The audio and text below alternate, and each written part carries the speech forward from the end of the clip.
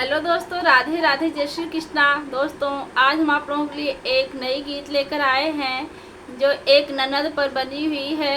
ननद गौने जा रही हैं और कितनी झगड़ालू हैं। आप लोग वीडियो पर बने रहिए और कमेंट करके हमें बताइएगा कि यह गीत आपको कैसी लगी। झगड़लुआ ननद मोरी गवने चली, झगड़लुआ ननद मोरी गवने चली। जब मोरी ननदी के दिनवा धरैले राम दिनवा धरैले। कूद ऐसे जैसे जल की मछली, झगड़लुआ ननद मोरी गवने चली, झगड़लुआ ननद मोरी गवने चली। जब मोरी ननदी के अइली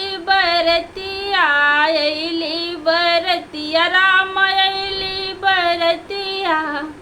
नव सव गुंडन में हलचल मची, झगड़लुआ ननद मोरी गवने चली, झगड़लुआ ननद मोरी गवने चली।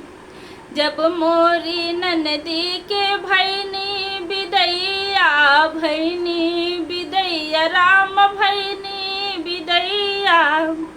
दुआरे पे लाठी भाला चली, झगड़लुआ ननद मोरी गवने चली, झगड़लुआ ननद मोरी गवने चली।